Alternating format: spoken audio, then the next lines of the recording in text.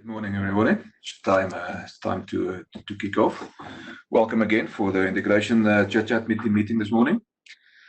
Today you're going to have to unfortunately listen to me for a time. I was trying to secure either the OpenShift demo or my backup was the IIB and ACE good practice presentations I've got.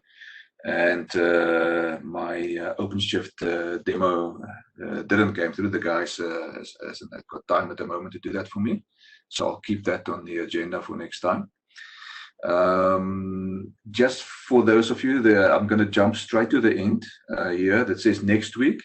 I've got a data power and a Kafka or event streams demo that a colleague in the Northern Hemisphere will do for us.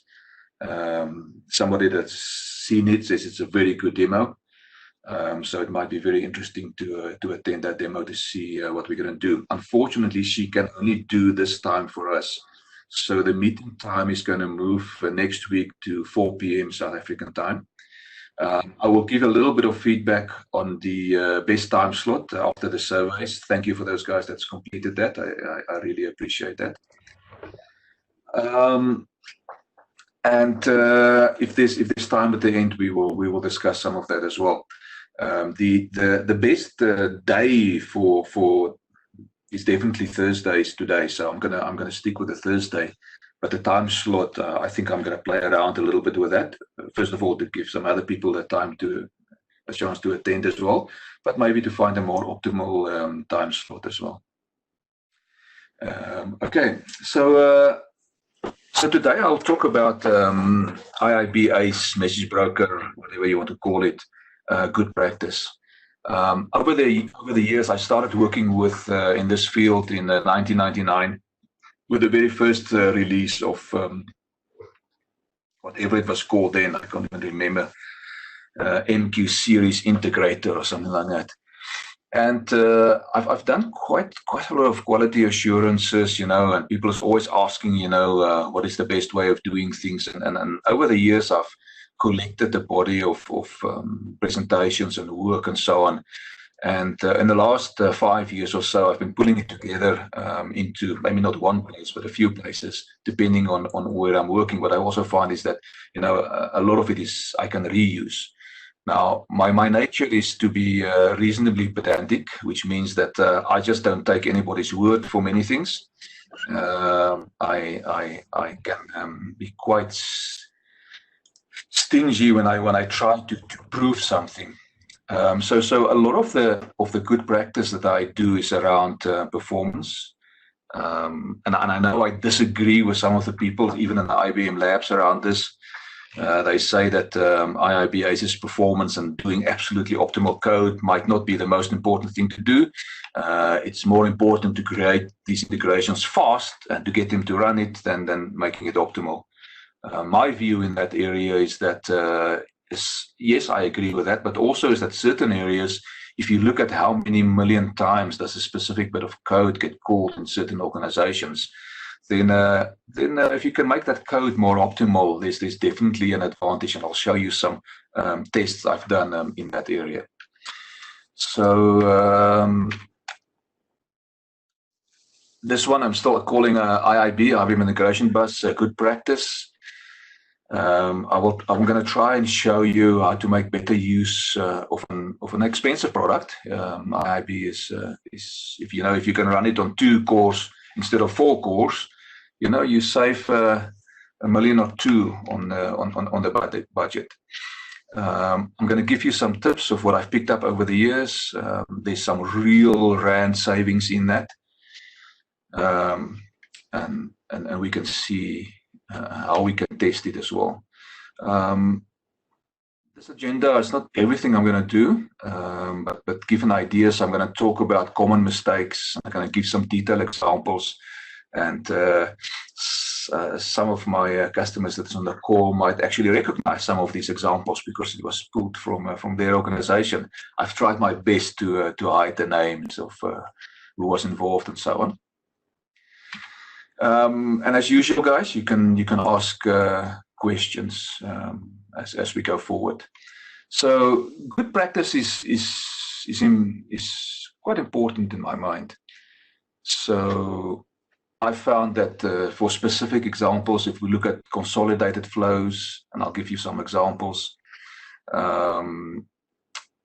versus message flows that you break up into smaller pieces and putting a queue maybe in the middle, can run twice as fast, so there's an immediate saving there.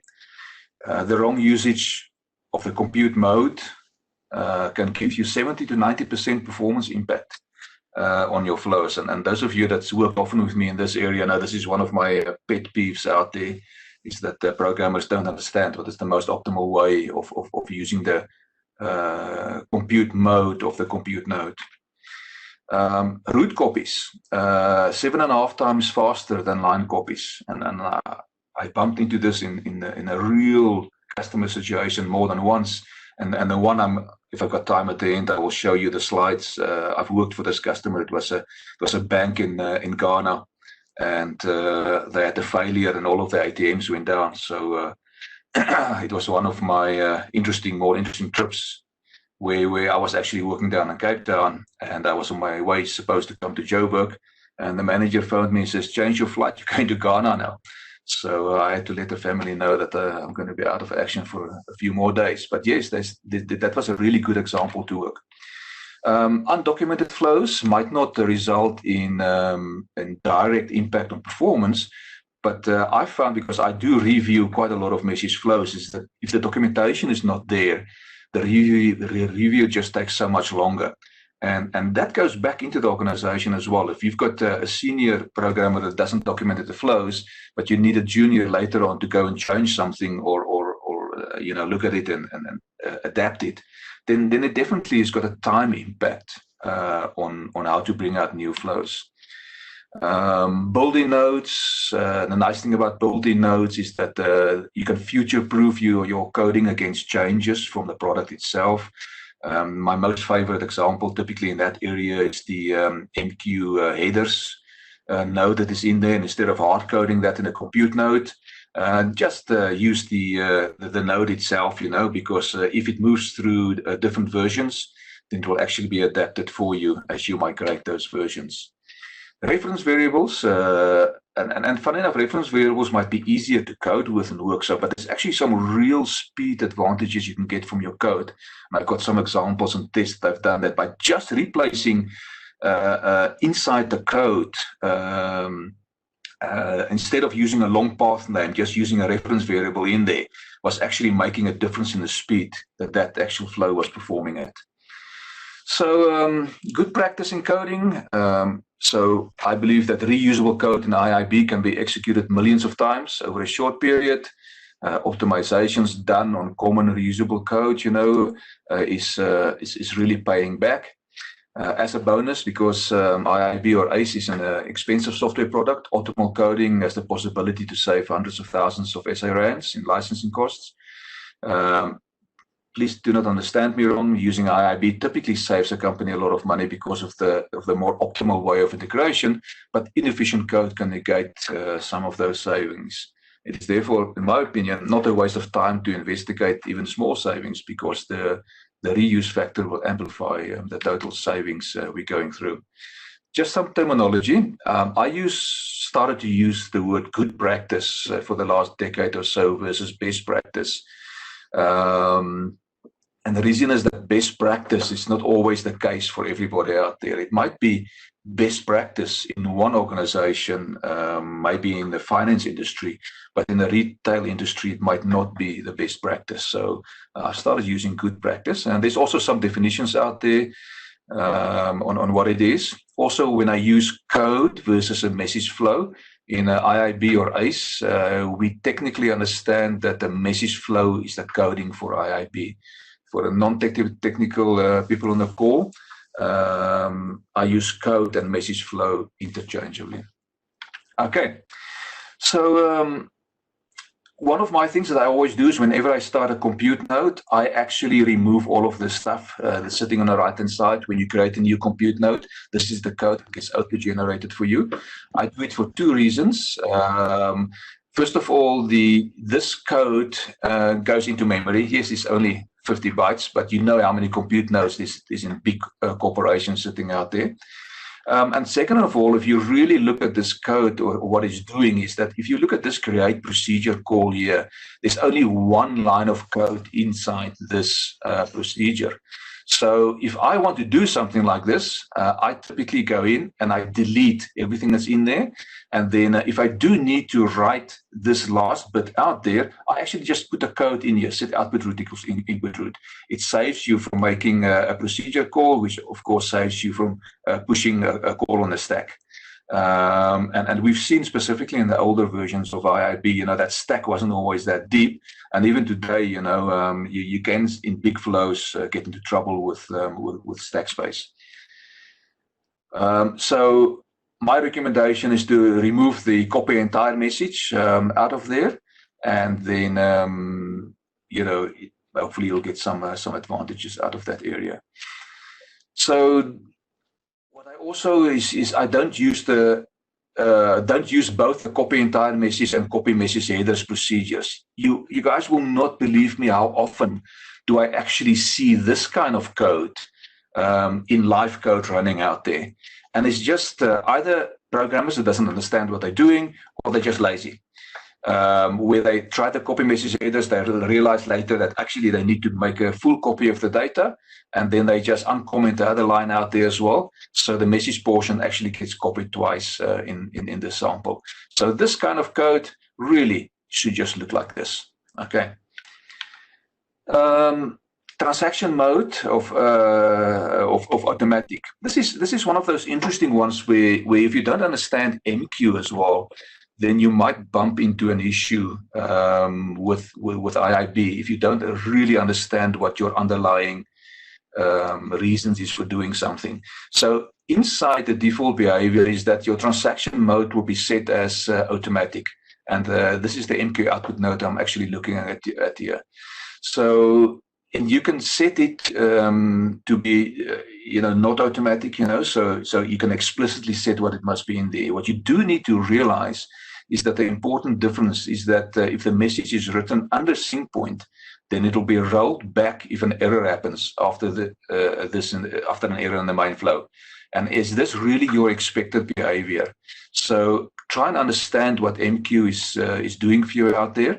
If that's the expected behavior, I find that most of the time a rollback of the flow is not the expected behavior. So think about the persistent versus non-persistent messages in your flow.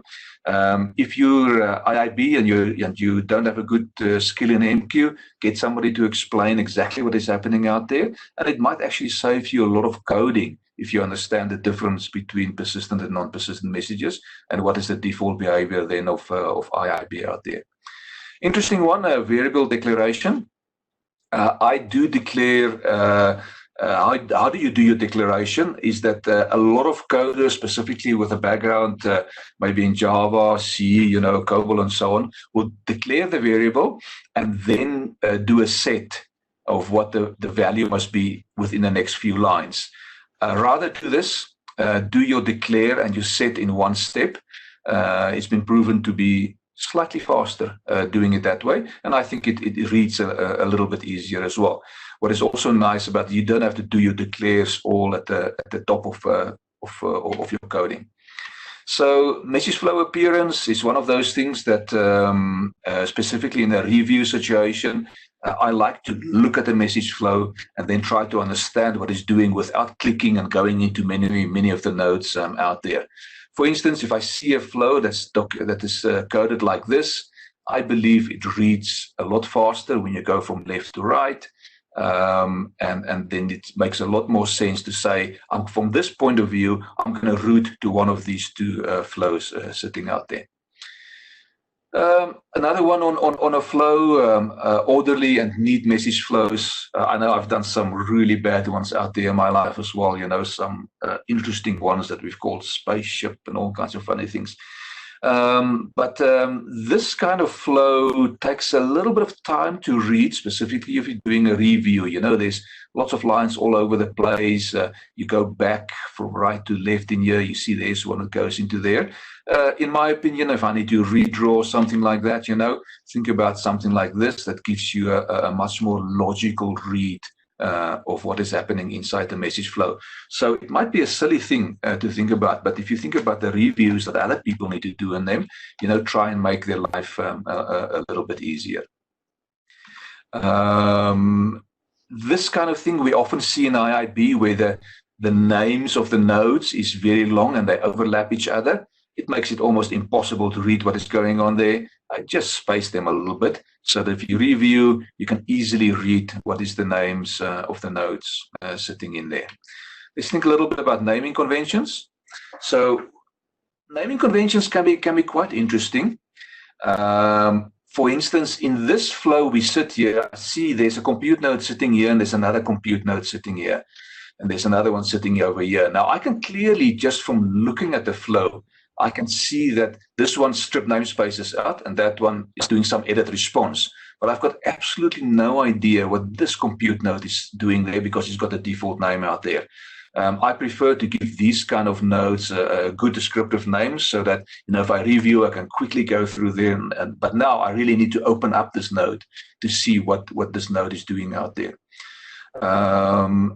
What I also like to do, for instance, if there's MQQs or SOAP and those kind of things, is give it a nice, meaningful name so that I can understand, you know, to which queue is this talking to, which SOAP call is it doing, and so on. And then I understand that some naming conventions can result in very long names. But yeah, that's just my preference out there. Documentation, one of my pet peeves out there.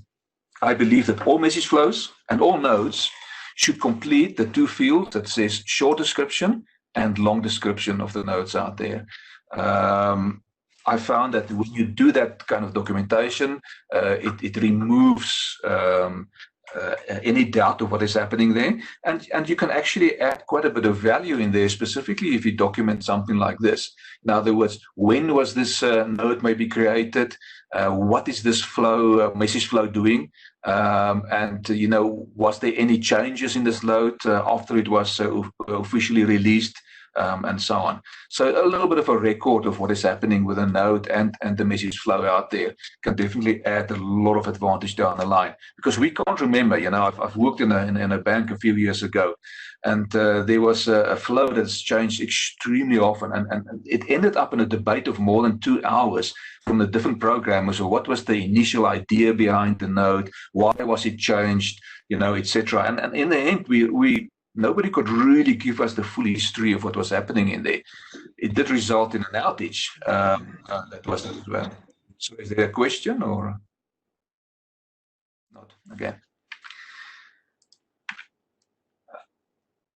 Not optimal coding. So let's have a look. There's a lot of different ways of not doing optimal coding out there. For instance, one of the that I see very often is two compute nodes following each other like this. Why is it not just one compute node? And I've seen once or twice a very rare instances where there was a good case to be made for two compute nodes sitting like this. But, you know, from a pure coding point of view, if you do this, there's a real performance impact. You know, it needs to be a pop on the stack, you know, and you need to drop it again, etc. Also, what happens in these kind of situations very often is that there's tree copying taking place inside these nodes, and I'll show you just now that can be extremely expensive in doing it the wrong way. Lack of error control. So if there's no error control, you know what is going to happen if there is an error. Think about error control. If you do things like a lot of declares at the top of your routine, but you only use some of them and there's a possibility that you can return false, okay, rather do the declares that you need. And I've seen this, you know, where there's very complicated setups in the declares down here, and then 90% of the time it never goes past this first bit of code here, which means that all of this copying and finding stuff into trees, etc., was a very big overhead on the flow in the end. If you can, use DFDLs. Yes, MRMs is still supported, you know, it's from some of the very first versions of the product, but DFDLs has been proven you can develop it a lot faster. It runs a lot faster. So if you've got the possibility of using DFDLs, use DFDLs. Avoid parsing. Parsing is one of those things that is very expensive in any computer language out there. Look at the different ways that you can try to avoid parsing. Maybe partial parsing or opaque parsing might be a reason for why you would go into not parse specific areas of a tree. Very big impact on performance when we get to specifically big payloads out there. This is something I've done a few years ago. It's called the Guppy experiments that I've done. This proved that the compute mode of the compute node and what is the savings you can get into that area. This is from an older presentation I've done, why tree copying without a good reason is really bad. This was the flow that I constructed to create my test. And as you can see, it looks like a guppy fish. So I called it the Guppy experiments. So what I really did, and by the way, this presentation is available on the download site. So I'm going to go a little bit fast through some of these slides. And you can always go and read it again. So my measurements was done with timestamps in MQ. Yes, a bit crude, but if you do it over a few million messages, it's not so bad. So I've set the current timestamp inside the flow in a few places by just doing set output root XML NSC timestamp equals current timestamp out there. But the crux is sitting here. So I'm splitting my flows into two areas here. You see there's two compute nodes sitting out there, compute and a compute yarn. And yes, before you say I'm breaking my own rules, not a good naming convention. All right. So what is happening in there? You can see there, initially I've done 1 million routes or 1 million times the flow that's happening after this. So I come in with some payload and loop 1 million times, and then I'll go the other route and do 1 million times with a slightly different set out there. So I'll get two sets of readings very close to each other. So this is where the action happens inside this compute node here and this compute node over here. My compute mode is set to message in the one case and is set to local environment in the other case. If my compute mode is set to message and I need to move the message forward through my message flow, of course, I need to add that line of code inside that compute node that says set output root equals input root. Otherwise, my payload will actually not move forward. Then I've used different input sizes, data input sizes. I've taken a file like this, and I've tested with 1K, 853K, that K, and etc. So 4 different sizes I've done the test with. I start the process by either a file input or I can put a message into MQ from this side. And then I've measured it. In other words, I've actually looked at the timestamps that's sitting inside an MQ queue. And this was the result. So for all tests was 1 million iterations. So if I do a tree copy or no tree copy, and remember when I say this is what I refer to what is happening down here. So set output root equals input root is a tree copy. I'm copying the complete tree out there. All right. So the no tree copy version was running 43% faster in the small file. And you can see in the 40s% for all of the other sizes of files. Now, this was initially quite a surprise to me to say, why is my really big file, also running more or less the same percentage? And as you think the times in second is very close as well, 27 seconds, 27, 26, 27 seconds, and with some savings in when you do that. So 43% increase in speed is not bad, okay? But why is even the time in seconds for my much bigger files more or less the same? So this pushed me into a second round of testing because I did not actually expect this kind of result. Yes, it's nice to get 43% increase, but why was it so similar? And I've learned something very interesting about IIB at that stage, So then what I've done is that I went into this area here. And in one of the cases, what I've done is I've set and I changed my payload. So you can see I've added a telephone number, okay, or I changed the telephone number in here. So I've actually changed the payload. Now I've only done the next set of tests, 10,000 iterations instead of 1 million. And it was because it was taking so much longer to do this where you actually change the code when it's running. So with 10,000 iterations, you can see there's quite a bigger difference. So the tree copy for the small file give me a 48% increase with a no tree copy result in there. The others actually was dramatically different. I'm talking 99% increase in speed if I use the no tree copy option out there. So this really, so if you use the compute mode in the wrong way, and you don't have to use it, and I can go and scratch in your code, you know, and some people have actually allowed me to do that, some of my customers, and I've pointed these things out to them. And then you find cases where you really don't need to do a tree copy. And then there's quite a nice a bonus performance you get out of this. So my analysis. To be honest, you can't expect to get near the results of the second chart. Those numbers are really in ideal situations, and there's a few of those out there.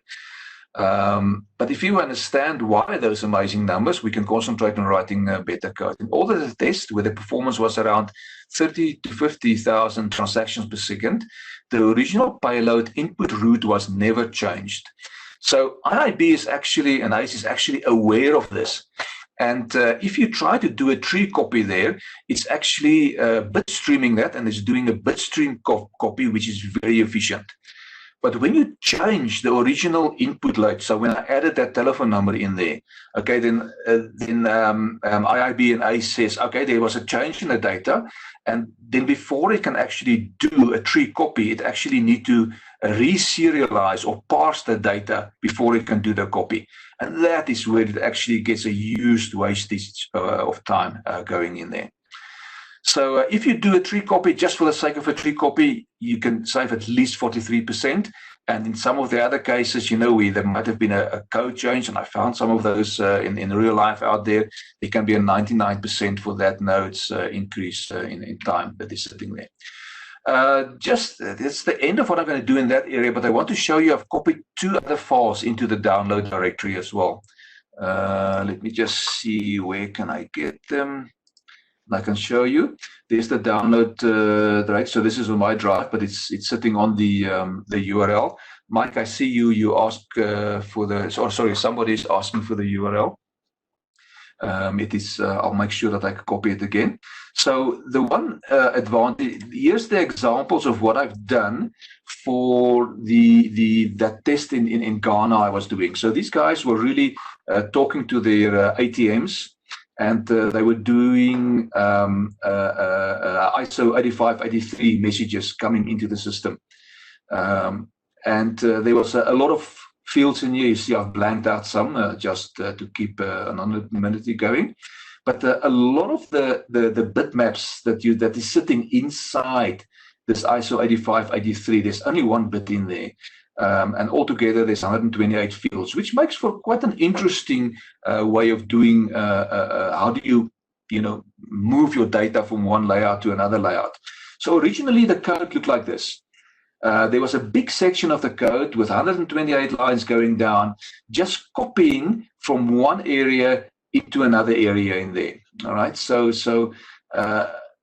was just the same line of code. So if you go into the documentation of IIB, it actually mentions in there somewhere that if you change some of these long lines, so this one says dfdl.iso8583 underscore 1987 primary bitmap. So there's quite a deep structure sitting here and a deep structure sitting here. If you replace ref in, ref out with these 2 references out there, and I rewrite the code to look like this, there was a performance increase, a performance improvement, which is just by replacing it with the reference variable. Then of course, the one other thing that I've done out there is that I've actually said that let's look at a different way of doing it. So I've started out by just doing set output route equals input route. Okay, so that's a complete tree copy. Now, remember, there was no changes in the data up to this point, which means it will do a serialized copy from inside IIB, which is a reasonably fast copy. And then from these codes, most of them were exactly the same that was going on. But there was a few lines. So I would go in there and then I would look for certain pieces of information. And that was the complete code where I look for data out there and only copy over the differences that was happening out there. Of course, then I had to test all of these kind of things, you know. So I made one of my favorite million number loops out there again, and this was the end result. So the original copy data by line was doing 3,577 transactions per second. If I copy the data by line with reference, and I was only replacing it with reference in there, I was doing 4,533 transactions per second, a 27% increase. If I, however, do my copy data route, and this was an ideal situation because there wasn't many lines of code that changed in there, there was a 56% increase in my throughput out there. So my conclusion was, you know, there's a nice advantage of doing certain things like this. But guess what? It takes a little bit of time, or somebody needs to tell you before you actually realize this is the kind of advantages you can get from running the code in the right way. Then the second example I've got out there is what I call the flow hopping. It's a term I made up. But what I've seen, and I've seen several of this kind of examples, specifically in older style IIB or message broker codings out there, where you would have a flow or the process that starts maybe a queue that was the source of the data. You would do something, you know, then it puts the data into a queue, then do something else into another message flow, then put it back into a queue, etc., etc. So every time there's a queue in the middle before you actually reach the end of this complete transaction that you want to do. And this is what I call flow hopping. So the flow hops from one queue to another queue to another queue. And there might be very good reasons of doing that.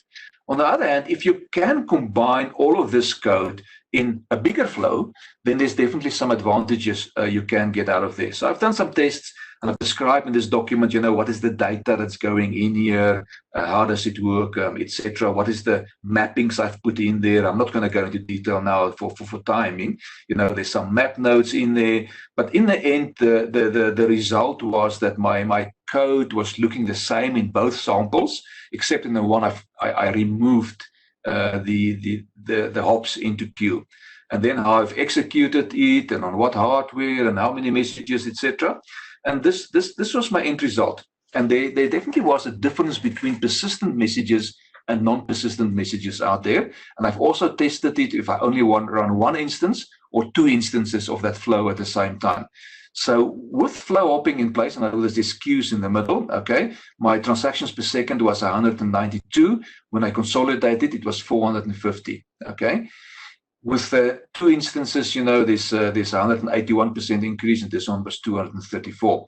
And I've measured my CPU utilization while I was doing this.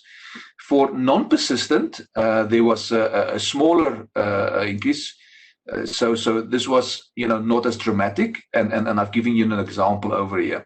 So this was for a small message. For a big message, I did, you know, the same set of tests to try and figure out what was going out in there. But you can clearly see by cutting out MQ, there's definitely an overhead that you add into your system. And then definitely for persistent messages, because remember, persistent messages needs to go to the queue as well as the log. And very often in non-persistent messages, if the system is fast enough, it actually doesn't even hit the queue. It just stays in memory. Hi, Francois. It's Mangezi here. Can you hear me? Mangezi, yes, I can hear you. Good.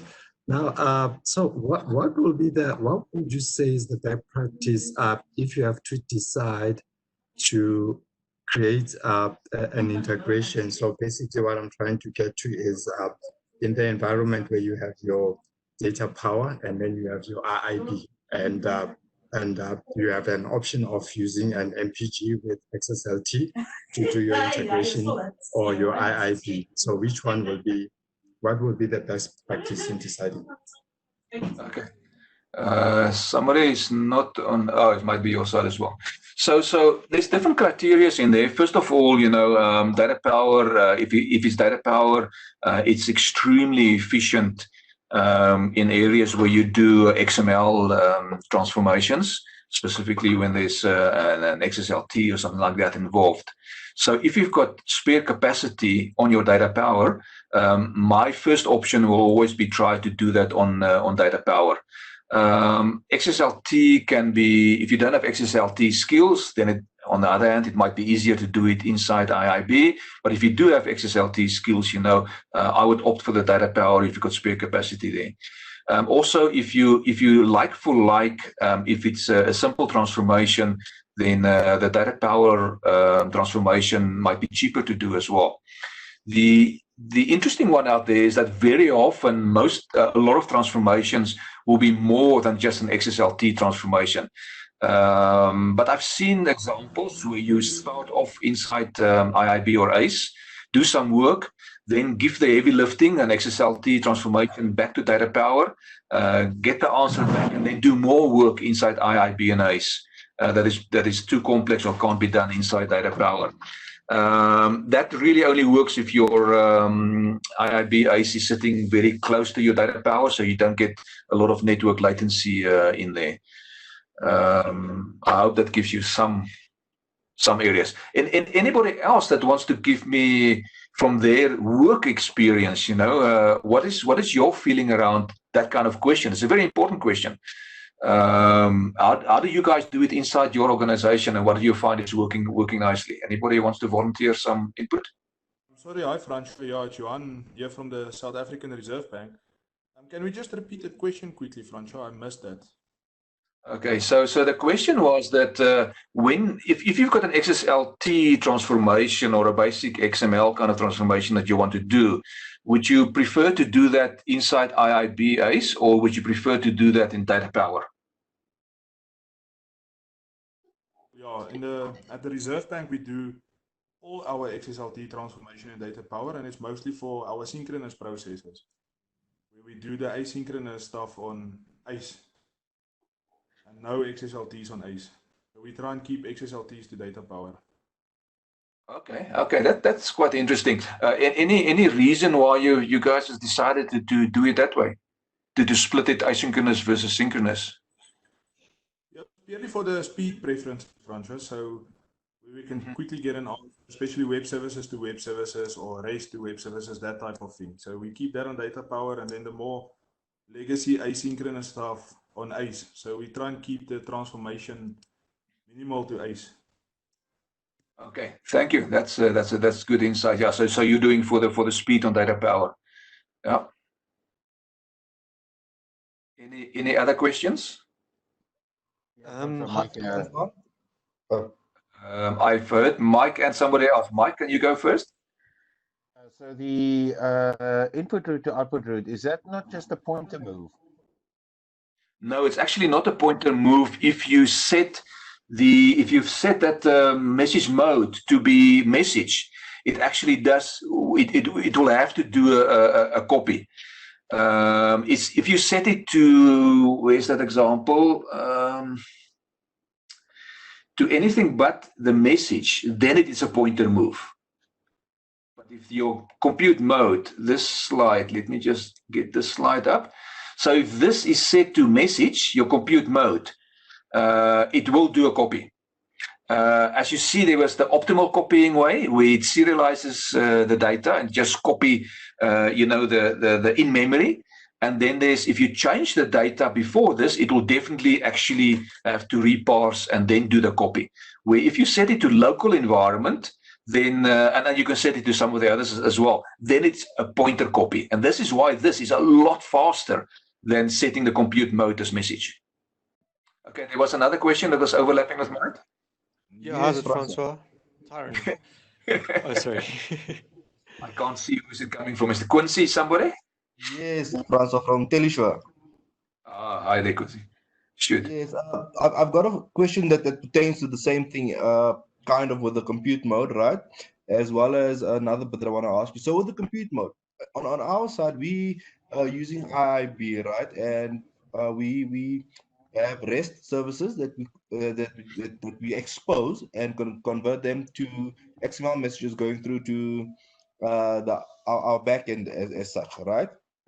Having said that, we have a lot of transformation that we do. So in such a situation, I don't see how otherwise we can then just have the local environment set up unless I don't understand that 100%. Because from our side, the message does get changed quite often from JSON to XML, and we have to repass it. So there's no way of going around that, is there? No. There's no way to go around that. But is if you want to, maybe I can have a look at some of your flows out there. I've had to look a few years ago, but it might have changed a lot now. To point out where people actually is doing these mistakes, and I would hit message flows that's got many compute nodes in them, and start there to look if somebody hasn't. But yes, if there's data that needs to be changed inside that message flow, then there's no way you can get around it. What you do then have to look at is that what is the more optimal way to do it in a message flow that's got many compute nodes. In other words, maybe I can do it once in one area instead of in many places. But we can definitely have another discussion around that.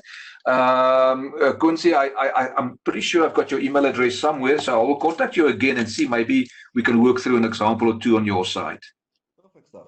Thanks, Francois. Excellent. There was another question overlapping with Quincy? Yeah, Francois, it's Tyron here. Hi, Tyron. I just wanted to ask around the data power stuff. Is the gateway scripting more efficient than the XSLT, or is it much of a muchness? It is actually exactly the same XSLT that you can do inside IIB. You can just deploy inside data power as well. So it's I'm asking more around the performance of gateway scripting on data power versus XSLT on data power. I've got absolutely no idea, but it's a good question. So let me just let me understand. So you say there's the gateway scripting versus XSLT. You would want to know if there's a difference in performance there. Is there anybody on the call that can answer that, or otherwise I will go and try and find it? Okay, nobody wants to give me an answer. I will try and get that answer definitely for next time. Then I'm going to call it the end of the meeting. Thank you for joining. Thank you for the interesting questions. I've got one follow-up, and I will chat to Quincy as well. I would like to extend, if anybody else wants me to talk around these kind of things, drop me a mail or something like that, and we can definitely discuss this. Thank you so much. Have a good day.